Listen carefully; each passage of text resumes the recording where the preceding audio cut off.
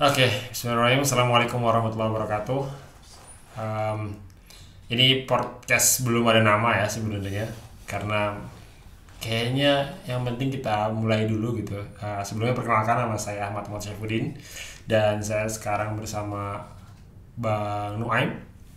Boleh Bang Nuaim perkenalkan diri dulu? Oh ya, nama yang diberi orang tua adalah Nuaim bin Budiman Nuaim bin Budiman dari Malaysia ya. dari Malaysia. Ya, Ya, Masya Allah. Dan ini tadinya sempat kepikiran apa namanya podcast Melayu gitu ya, tapi saya juga Nusantara, serumpun gitu ya. Tapi saya juga nggak bisa bahasa Melayu banget sebenarnya.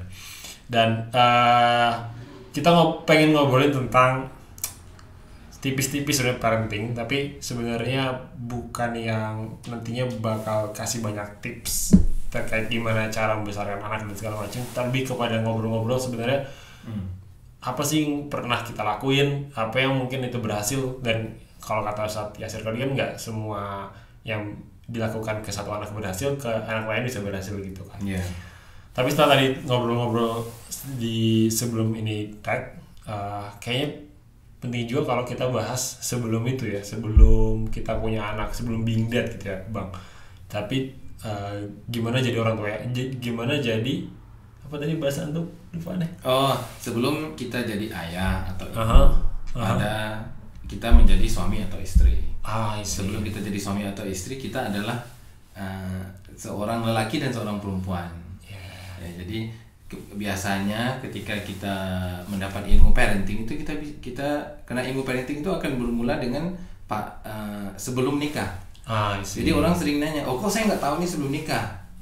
Jadi ayolah kita lihat dulu di situ supaya itu menempuh jalan menjadi orang tua yang baik, orang tua yang soleh, insyaallah. Oke. Nah, berarti pertanyaan pertama tuh gimana tuh kalau menurut Bang Noaim ya? Eh, jadi orang tua, jadi suami dulu atau jadi istri dulu yang solih gitu ya, sebelum nantinya jadi ayah yang solih dan juga mengajarkan kesolehan kepada anaknya. What do you think? Oh ya, kalau nanya gimana menjadi orang tua yang soleh, jalannya seperti apa? Seperti yang dilakukan Rasulullah SAW juga ya. Maksudnya intinya itu kita adalah individu yang berkumpul. Misalnya saya seorang lelaki dan istri seorang individu perempuan itu akhirnya berkumpul di pernikahan, menjadilah satu unit family.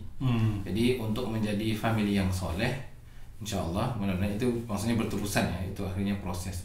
Jadi kita ada melakukan proses perbaikan diri, ya terus memperbaiki diri ketika masih bujangan juga. Oke. Ya nanti tapi ramai orang mungkin tersalah karena ketika dia pikir oh ini saya sudah melakukan proses, jadi ketika saya menikah dia berhenti.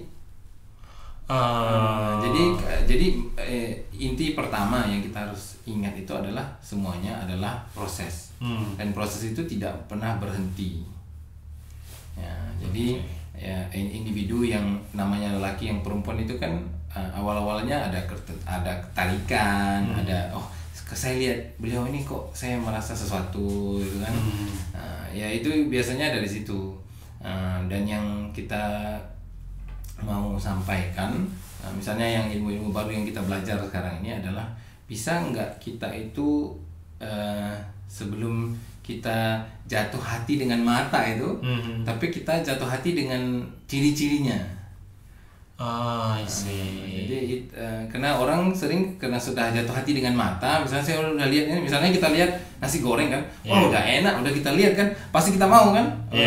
Udah nggak ini bisa nggak kita dengan ciri-cirinya? Oh misalnya di dalam itu ada nasi, ada telur, ada sayur, itu yang ada khasiat, ada gizi-gizinya itu. And then, oh iya berarti saya sukanya sama ini karena ciri-cirinya. Saya suka mengajak orang supaya berpikir begitu. Bisa nggak kita kebalikan? Kalau ciri-cirinya dulu ya. Ya. Ya. Apa? Soal berarti kalau dari perspektif laki-laki mungkin carinya yang solih gitu ya. Cari yang solihah. Ya. Lalu mungkin nanti dia aktif di organisasi-organisasi komunitas atau di komunitas kalau di sini mungkin gitu ya.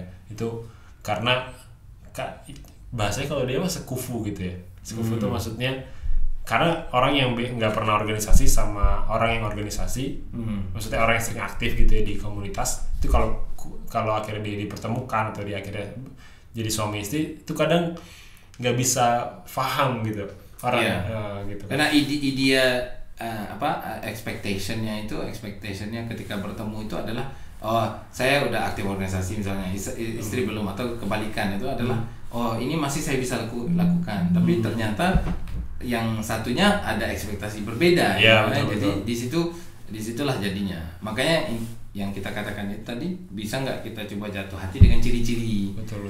apa yang kita cari itu apa daripada lihat kayaknya saya suka, nggak masalah cirinya apa, yang pentingnya saya mau dianya itu kan.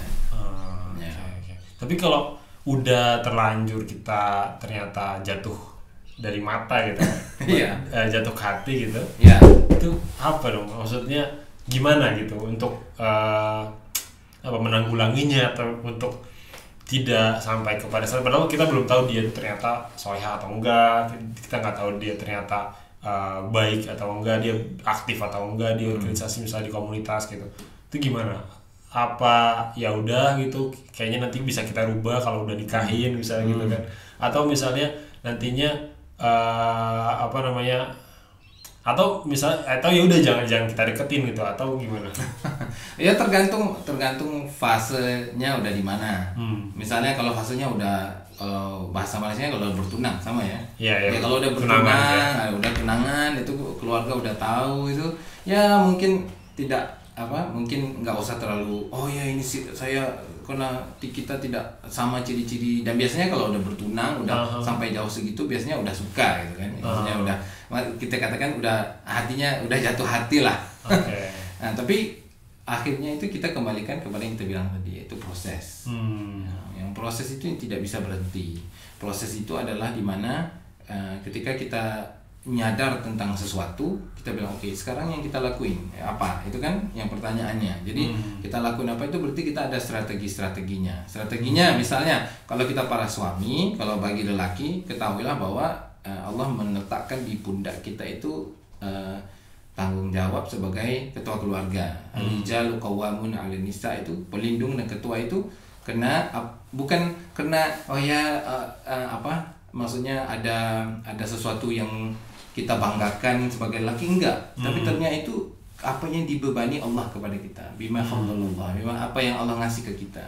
Jadi kalau kita yang dapat begitu, kita tahu itu beban yang Allah ngasih supaya kita jalankan, dan itu prosesnya, berarti kita yang ngelit prosesnya. Oke, saya misalnya kita suami yang tidak aktif di community, tapi kita tahu calon istri aktif di community. Nah jadi kan itu jadi pertanyaan ke kita, apakah kita akan ridho dengan istri yang itu, atau kita maunya begini, atau jadi itu penting di situ bagi calon istri itu untuk mendiskusi expectation calon suaminya setelah menikah itu pada, biasanya itu sudah, kalau udah taruh berarti biasanya udah ditanyain kan, apa expectationnya, kerja enggak, ini enggak ya, itu udah di ini.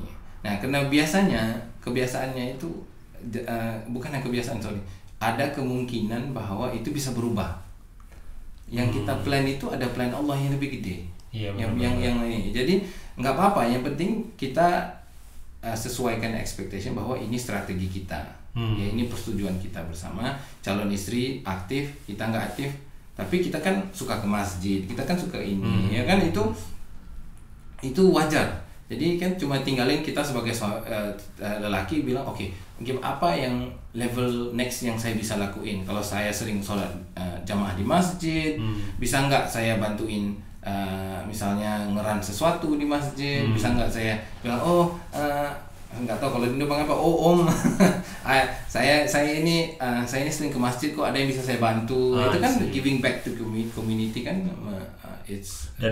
Dan kalaupun misalnya ada dua pasangan, yang satu aktif banget, yang satu itu belum aktif, itu sebenarnya nggak harus ekspektasinya langsung yang aktif banget gitu. Iya. Pelan-pelan ya kan.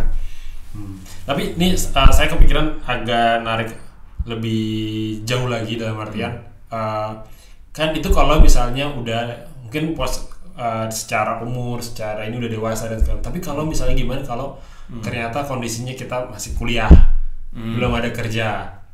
Kalau mungkin kalau ada di beberapa pasangan tuh harus sudah punya rumah, sudah punya kerja, sudah punya mobil gitu ya.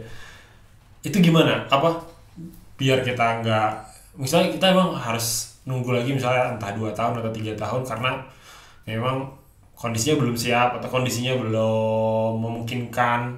Misalnya ada juga kan kalau di Indonesia misalnya nih ya, kalau kakaknya itu perempuan atau kalau kakaknya laki-laki, kakaknya belum menikah misalnya, itu adik-adiknya kadang harus nunggu gitu. Oh gitu. Apa bahasa ngelangkahin gitu ya, kalau Malaysia namanya langkah bendul. Langkah bendul ya. Nggak tahu Indonesia. Ya ada juga yang kayak gitu-gitu alasannya gitu. Itu gimana cara ngejaganya tuh kalau kayak gitu?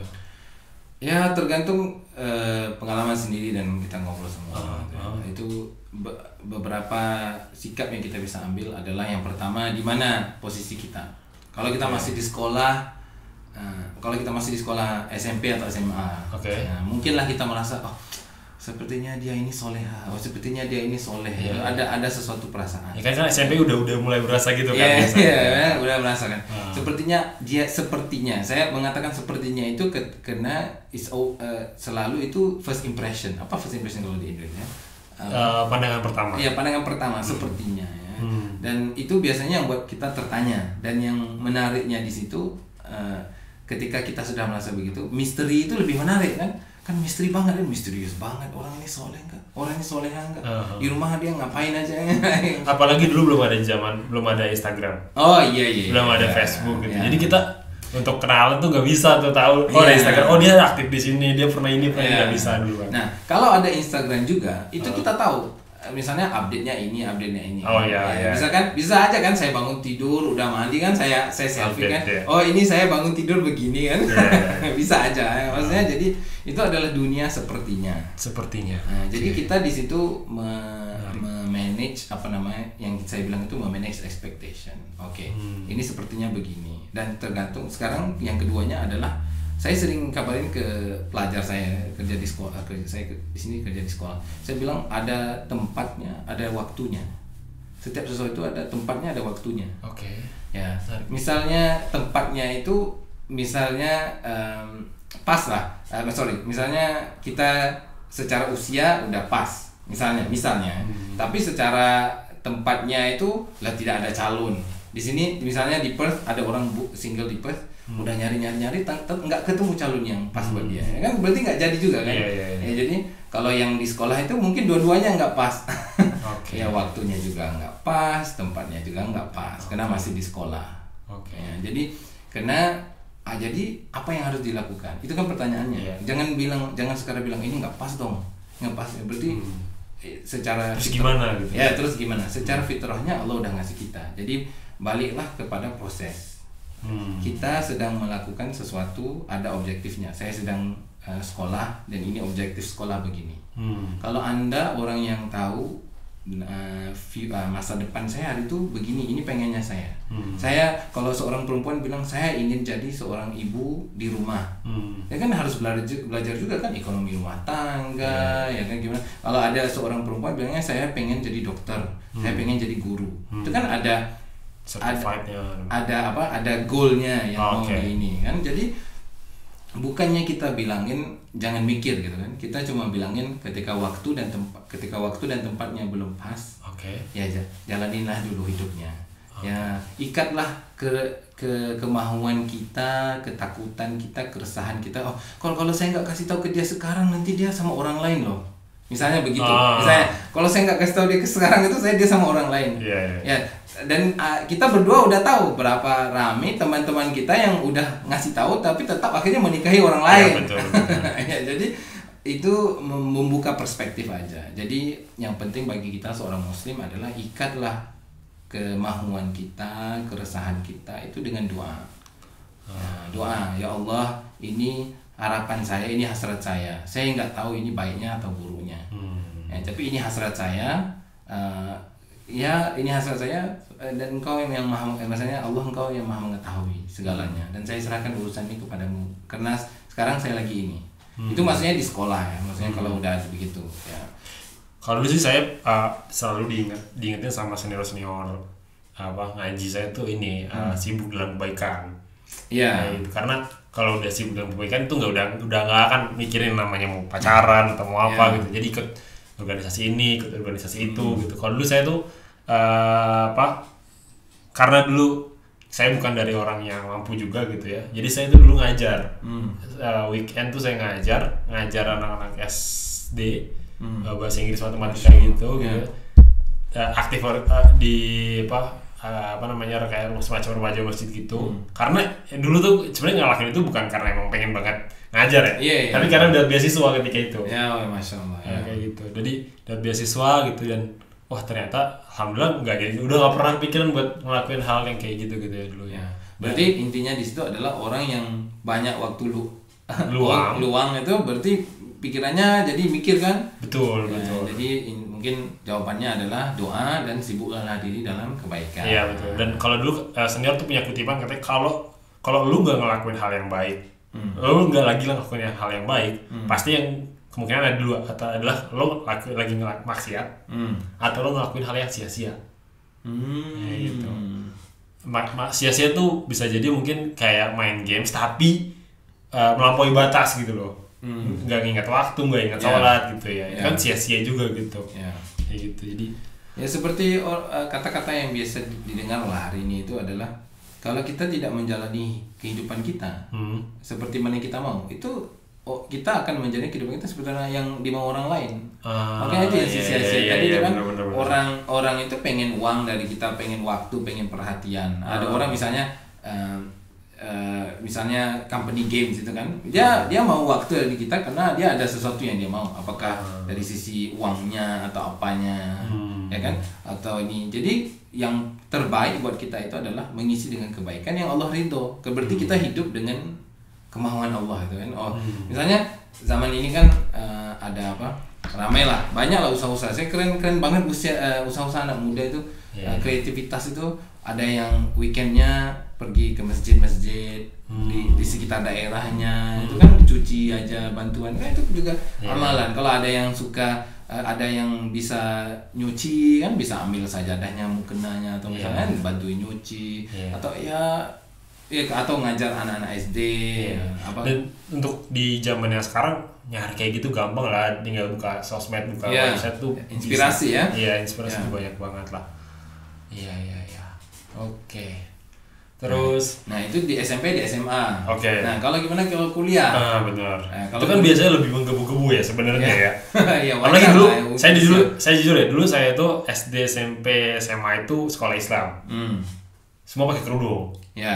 Saya masuk kuliah dulu di perguruan tinggi negeri, itu pakaiannya udah macam-macam itu. Karena bukan sekolah Islam kan. Wah, itu kagetnya, shocknya tuh luar biasa gitu ya. Apalagi teman-teman saya yang dulu di jurusan yang dia masuknya itu dia sebelumnya boarding, pesantren gitu ya. Itu katanya dia bilang ketika keluar tuh banyak yang ngerasa wah ternyata dunia itu sebebas ini gitu. Itu wah, tiba ada tiket bebas ya.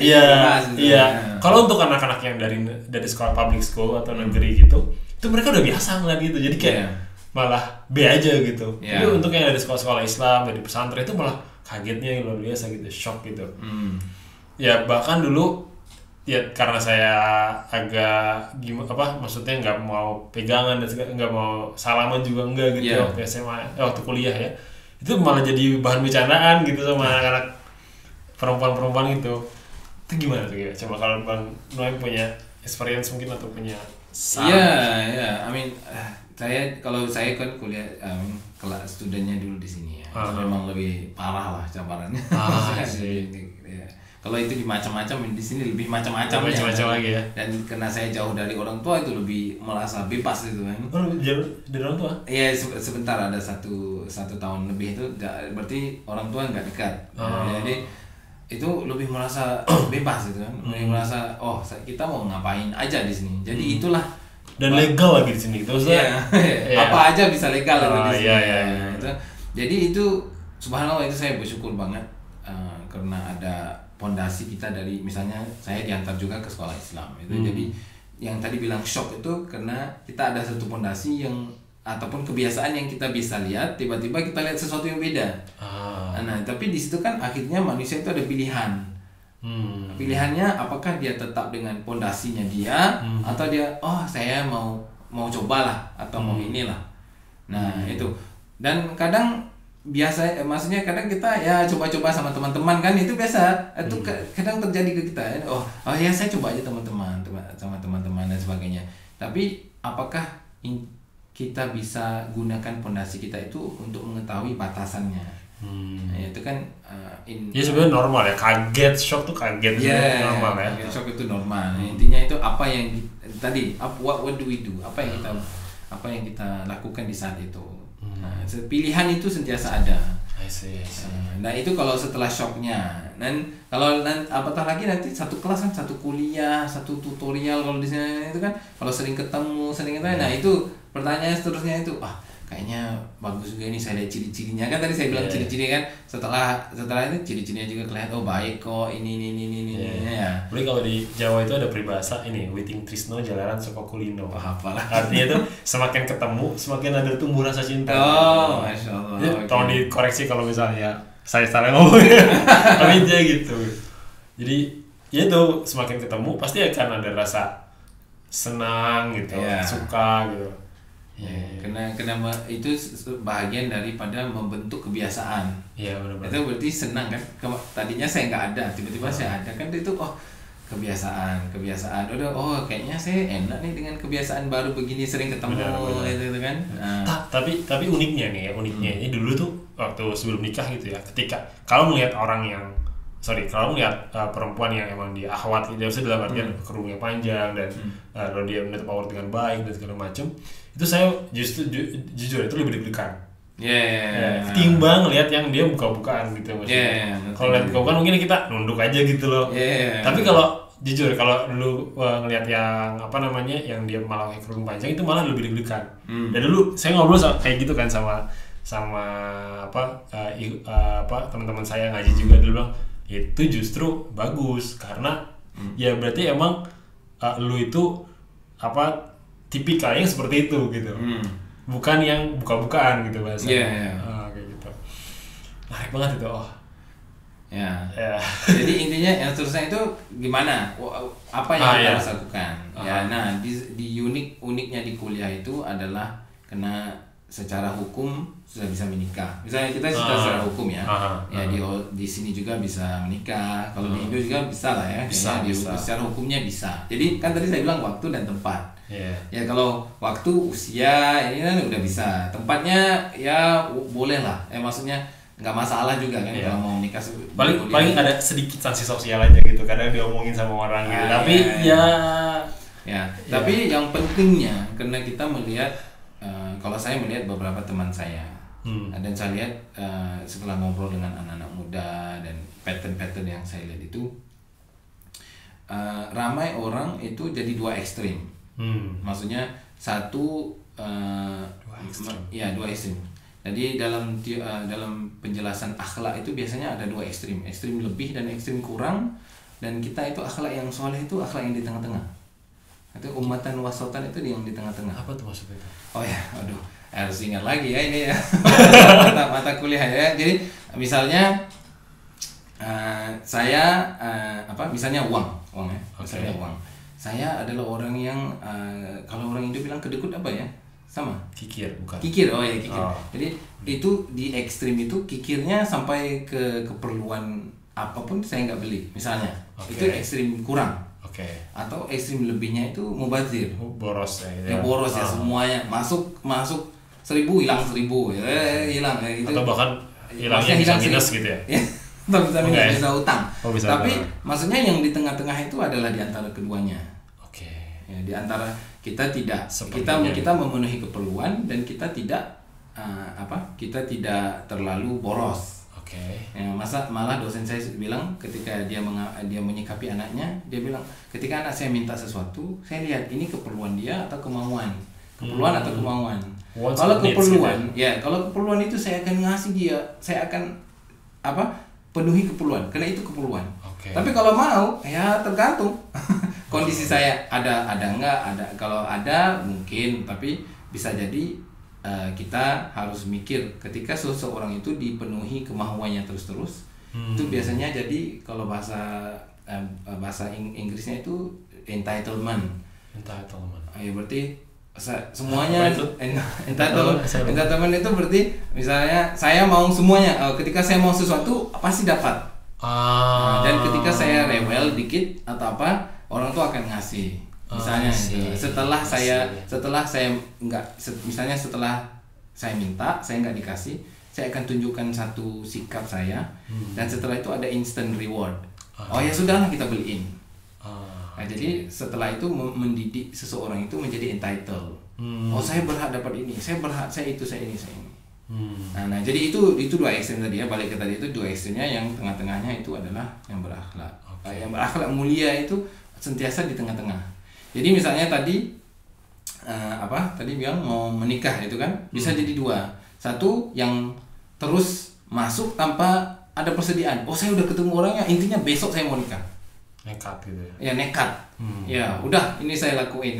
Ataupun yang satu lagi, ya saya nggak mau sampai kapan juga. Karena nggak mau bisa kayak belum siap. Akhirnya secara pikiran itu akhirnya udah nggak mau, ya sudah. Ya, kenapa saya harus mikir lagi kan? Dan saya termasuk orang yang akan mengatakan ini adalah sunnah. Sunnah Rasulullah SAW itu sunnah menikah, itu adalah sunnah Rasulullah SAW. Saya pernah ditanya sama bapak mertua sebenarnya, ditanya kenapa dia bukan ditanya lah, dia mencerita, dia bilang almarhum udah dia bilang ke saya, Imam Nawawi kan sibuk dengan ilmu, akhirnya nggak nikah. Ya kan, dia bilang begitu. Tapi saya bilang ya tapi ketika itu panggil om lah ya. Tapi saya itu pengen ikut Rasulullah yang menikah dan menyuruh orang menikah, itu kan ada. Oh ini ditanya sama waktu itu sama calon mertua. Iya. Wah, agak berat ya. Dia bilang Imam Nawawi itu sibuk dengan ilmu. Saya bilang iya, kita tidak tanpa mengurangi rasa hormat ke Imam Nawawi. Itu maksudnya adalah, tapi saya pengen seperti Rasulullah. Rasulullah itu kan sunnahnya menikah, nikah sunnati, dan dia juga suruh kan, ada banyak hadis yang Jabir menikahlah dengan ini kan, itu kan ada hadis-hadisnya. Jadi ada suruhannya. Jadi itu antara dua ekstrim, yang masuk tanpa persiapan dan akhirnya nggak mau langsung. Ya jadi kita coba ambil yang di tengah-tengah. Ketika kita sudah merasa mau menikah misalnya, kayaknya saya mikir nih, saya juga udah lihat ciri-cirinya orang ini, misalnya saya ciri-ciri ini bagus kok, atau orang-orang ini saya lihat ciri-cirinya, itu kan, jadi yang pentingnya ciri-cirinya itu kan. Mudah-mudahan bisa diskusi di satu waktu yang lain. Ya, okay. Tapi maksudnya ketika itu, nah apa preparation, apa persiapan kita apa? Ya kan, karena saya masih ingat, ini cerita istri saya sih sebenarnya, di Malaysia itu ada seorang, kalau sekarang namanya influencer lah ya, zaman vlogging YouTube dulu itu, dia mau menikah, dia ketemu ayahnya, dia ada rasa mau menikah, jadi ketemu ayah, dia bilang ayah saya mau menikah. Jadi ayahnya nanya kamu udah ada calon? Bilang belum, cuma saya sudah mulai mikir gitu kan. Jadi ayah bilang oke, bagus, kalau begitu ayo kita persiapkan kamu. Nah intinya di situ. Dan banyak misalnya saya lihat orang-orang tua juga kan bisa mengambil contoh seperti itu. Ketika anak udah datang, bisa ada yang nanya udah ada calon belum? Oke, kalau belum ayo kita persiapkan. Kalau misalnya udah ada juga, kalau orang yang udah di situ di fase udah ada calon, conversationnya itu sama anaknya ngomongan sama anaknya, obrolan diskusi sama anaknya itu adalah gimana persiapan kita ke depan. Nah, ramai orang tua kalau yang kita dengar tuh, kamu masih kuliah kok, ini. Nanti akhirnya mereka kan setelah itu ada komplain yang baru kan, setelah selesai kuliah nggak ada yang mau menikah kan, misalnya nggak rasa mau menikah. Nah itu yang ekstrim satu lagi yang saya bilang tadi. Jadi jalan tengah itu adalah akhlak yang di tengah itu yang penting, yaitu apa persiapannya. Tadi misalnya nih mulai sedikit, kalau misalnya ternyata nggak begitu dekat sama orang tuanya, dan tadi katanya mulai ngobrol sama orang tua biar sama-sama dipersiapkan segala macam gitu ya, mungkin apa ya, ada baca buku apa atau dengerin podcast apa, ikut kajian apa misalnya gitu. Tapi ternyata orang tuanya nggak begitu dekat. atau dia misalnya orang tua udah nggak ada. Oh iya. Terus banyak lah sekarang orang yang nggak begitu dekat sama orang tuanya ya, banyak. Jadi judulnya dulu saya mikir, misalnya dulu saya tuh kalau ngobrol sama orang tua biasanya sama ibu dulu. Jadi, iya ngerti. Ya, istri saya juga kayak gitu. Jadi dia biasanya kayak ibu tuh kayak ini, kayak apa namanya, sosok lembut lah yang bisa terima itu maksudnya. Nggak ada istilahnya apa namanya, jadi kayak PR. Oh iya. Apa public relation gitu yang menyambungkan gitu. Nah, gimana tuh kalau menurut Anda kalau yang nggak dekat sama orang tua tapi dia mau nikah gitu? Ya subhanallah, mungkin yang ada orang tua tapi nggak dekat sama orang tua itu adalah sesuatu yang memang mungkin itu jalan Allah mendekatkan kita dengan orang tua ya. Ketika mau menikah itu. Karena sebelumnya ngobrol aja nggak tahu mau ngobrol apa nih sama ayah ibu ya. Terus sekarang ada topik nih, loh kita mau menikah, kita mau membina keluarga, membangun keluarga, dan ini adalah orang yang sudah membangun keluarga. Jalan-jalan yang dia sudah ambil itu kan harus kita misalnya pelajari apa supaya nanti ini diskusi lain juga misalnya itu adalah apa yang baik yang itu kita ambil. Apa yang di situ misalnya dia udah satu kejadian begini, cara selesainya begini, oh ya sudah saya ambil begitu. Tapi ramai orang nanti, oh saya dibesarkan begini makanya saya begini karena orang tua saya begini. Nah itu juga salah. Itu maksudnya intinya adalah ketika kita membangun keluarga sendiri itu kita yang mendikte nilainya, apa nilai yang kita mau di keluarga kita. Nah balik ke situ adalah di situ adalah momen peluang untuk kita ngobrol diskusi sama orang tua, ya kan. Kita juga tahu tipe-tipe orang tua. Kalau kita coba kalau bahasa Jawa ya basa-basi lah sama orang tua, kayak teman saya itu di kuliah bilangnya mau nikah, bilang aja begitu kan. Dia bilang, oh kok masih muda mau menikah. Kalau udah jawabannya begitu kita udah juga tahu kan, oh ini harus kita harus kita pakai public relation tadi atau perhalusi lagi kan, atau aja diskusi. Emang kenapa Pak kalau ada yang mau kuliah tapi mau menikah? Itu kan nggak siap, ini nggak siap. Oh jadi menurut Bapak ya kan ada jadi diskusi kan. Intinya kita itu kita itu tahu apa yang kita mau dari diskusi itu. Dan setelah kita tahu, intinya kadang orang tua itu biasanya pendapatan lah. Dan ini ada satu teman saya yang saya Malaysia baik saya sama dia, itu dia sering bilang yang pentingnya bukan kalau Malaysianya yang pentingnya bukan berpendapatan tetap tapi tetap berpendapatan gitu. Iya. Saya begitu kan. Tapi itu ya hal lain. Itu maksudnya biasanya orang tua itu pendapatan ya. Biasanya itu banyaknya material. Tapi material itu adalah ilmu-ilmu yang kita bisa ambil. Saya ingat dulu saya pernah dengerin ngaji jomblo-nya Ustadz Khalid Siau. Ustadz Khalid Siau itu beliau Cina Indo gitu, yang dia mualaf juga dan kajiannya Masya Allah luar biasa gitu. Salah satunya dia bikin series ngaji jomblo dan itu ada 10 episode apa. Dia bilang salah satunya tuh kalau gimana cara halus bikin kita terutama laki-laki ya. Itu mantesin kalau kita itu udah siap nikah secara materi, secara finansial adalah mulai bayarin listrik. Oke. Jadi katanya satu kali dulu sebelum menikah tuh pokoknya mulai bulan ini aku yang membayar listrik. Terus biasanya aja bayar listriknya gitu maksudnya. Biasanya bayar air gitu ya. Biasanya yang bayar kalau sih mungkin bayar gas gitu kan. Jadi pelan-pelan gitu. Jadi enggak yang aku udah ini kok, udah siap kok, aku udah punya duit kok, udah enggak gitu, tapi keren tuh, Masya Allah, bagus idenya ya. Itu ngaji jomblo Ustadz Felix menurut saya itu salah satu contoh series yang bisa didengerin juga untuk usia kuliah yang udah lebih matang gitu ya, itu cocok banget sih menurut saya. Tapi nggak semua begitu kan? Maksudnya nggak semua yang bisa kerja ketika kuliah dan sebagainya. Jadi intinya tetap adalah persiapan. Itu adalah bukti persiapan kan? Oh saya udah siap nih, makanya saya bisa bayar. Nah tapi intinya adalah persiapan dari sisi ilmu, dari sisi materi. Tukarlah cara pandang kita kepada daripada sesuatu itu sepertinya kayak kemarin pekan lalu saya ketemu sama ada orang muda ya, dia bilang, oh saya udah mau selesai ini, saya bilang, Tapi saya bilang, oh tante saya ribet. Oh kapan kamu nikah? Karena kakaknya udah menikah itu kan. Nextnya dia itu kan. Jadi saya bilang, ya itu kan biasanya kita itu merasa ribet ya, orang nanya itu merasa pressure. Itu satu ya. Jadi kalau kita tipenya bisa tenang, oh ya itu kan cuma nanya, itu kan concern. Betul. Ya itu walaupun ada yang pertanyaan saya nggak setuju, itu biasa. Itu maksudnya daripada kehidupan itu akan ada sesuatu yang kita setuju, kita nggak setuju, orang buat kan. Nah, orang lakuin itu kan. Nah tapi saya bilang ke dia, misalnya kamu bilang hari ini kamu mau menikah, apakah langsung esok kamu mau menikah? Jawabannya enggak. Enggak ya, kalau enggak ya enggak apa-apa kan.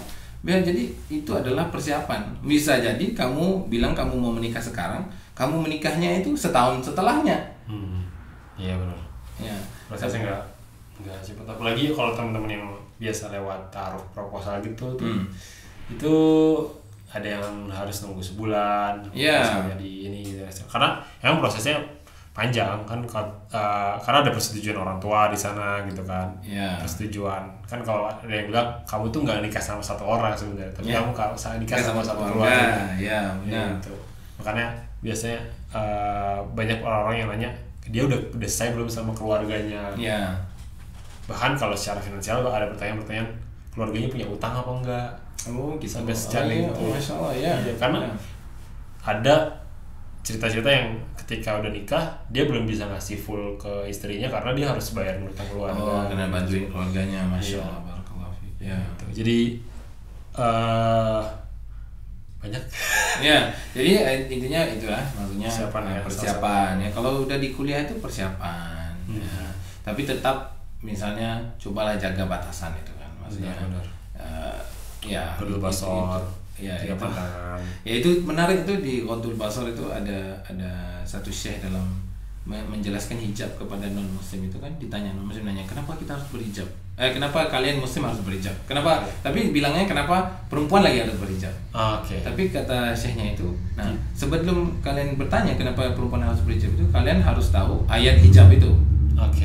Nah ayat hijab itu yang pertama itu adalah kepada hijab yang pertama itu bukan pada perempuan sebenarnya. Hijab pertama itu pada lelaki. Nah, itu Qadul basar itu. Ketika kamu ini Qadul basar. Nah, itu hijab, itu juga hijab katanya. Ya barulah yang kedua pada perempuan Qadul basar dan cara pakainya. Nah, menariknya itu adalah di sini adalah Islam itu sentiasa balance. Islam itu sentiasa dua-duanya dijaga. Nah itu yang sering melagakan kita, melagakan sama ya.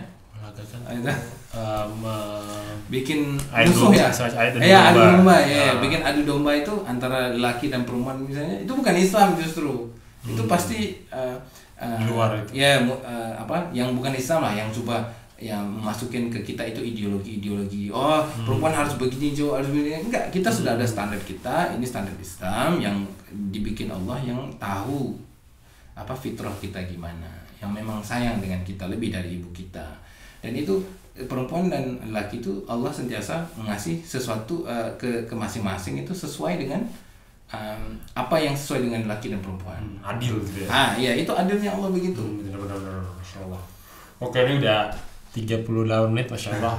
Nggak terasa ya. Mungkin nanti kita sambung lagi di episode selanjutnya gitu ya Bang Noem. Mudah-mudahan insyaAllah.